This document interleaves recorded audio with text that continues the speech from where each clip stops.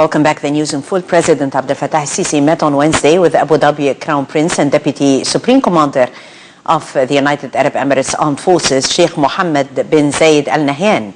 The talks covered the latest regional developments and means of boosting bilateral relations. Abu Dhabi Crown Prince visit is the second in less than a month. During his visit, he heads a high-level delegation of officials and businessmen.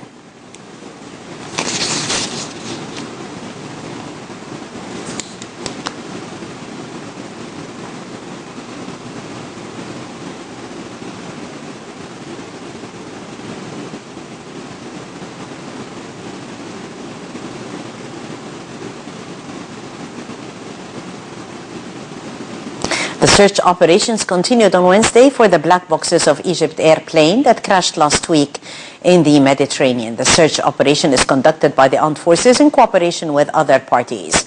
A French ship joined the international effort to hunt for the black boxes and other wreckage of Egypt Air Flight 804, searching for clues to what brought the plane down. The French vessel is equipped with sonar that can pick up the underwater pings emitted by recorders. It is specialized in maritime surveillance and rescue and marine police missions. The search area is roughly halfway between Egypt's coastal city of Alexandria and the Greek island of Crete, where the water is 8,000 to 10,000 feet deep. The search also continues for the remains of the victims, debris, and passengers' belongings. Earlier, the head of forensics dismissed reports that an initial examination of human remains belonging to the victims aboard the plane pointed towards the explosion. Hisham Abdel Hamid said that everything published about the matter is completely false and mere assumptions that did not come from the forensic authority. This came as experts started to collect samples from the relatives of the plane victims to carry out DNA tests and compare them with remains recovered from the crash site. The Grand Imam of Al-Azhar, Sheikh Ahmed Al-Tayyib, continued on Wednesday his visit to France. An agreement is to be signed Wednesday between Al-Azhar University and a French Catholic university on the sidelines of the visit. Earlier on Tuesday, the Grand Imam met with French President Hollande. The talks covered means of fighting terrorism and extremism, where the presidency said that French authorities welcomed Sheikh Tayyib's efforts to combat radicalism. During his visit, Al-Tayyib opened a Muslim-Catholic conference on East-West relations after a meeting with Pope Francis on Monday in the Vatican that reopened an important channel for interreligious dialogue.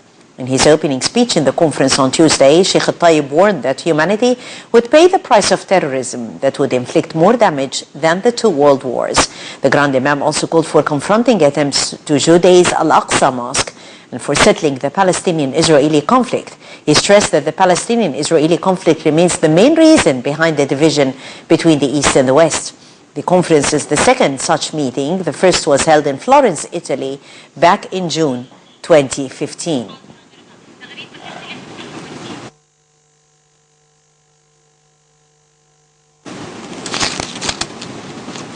Foreign Minister Sameh Shoukry met on Wednesday with his Canadian counterpart Stephen Jones for talks on Egyptian-Canadian relations. Discussions focused on means of boosting cooperation between the two countries in various fields.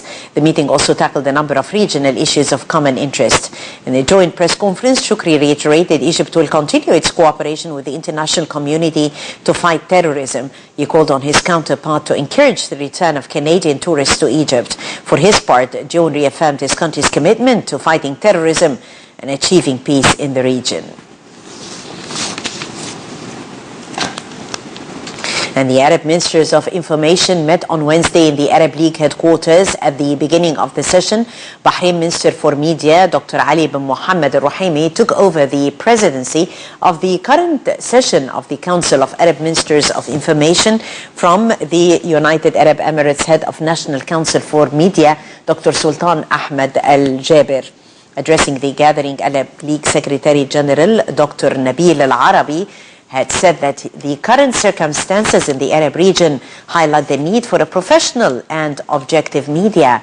The 47th session of the Council of Arab Ministers of Information had discussed a number of issues, including the new plan for Arab media abroad to confront campaigns against Arabs and Muslims. The plan also aimed at correcting stereotype image of Islam circulated in the Western media.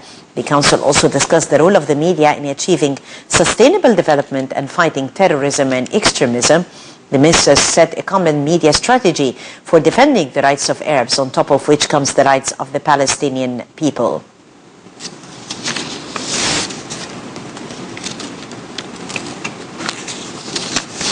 To Yemen, where the fragile peace talks held in Kuwait aimed at ending the conflict in Yemen are making progress as fighting parties were closer to reaching an agreement. The UN envoy Ismail Wuld Sheikh Ahmed said on Wednesday that the two sides are heading towards a general understanding that mainly encompasses expectations and also visions of parties. Details.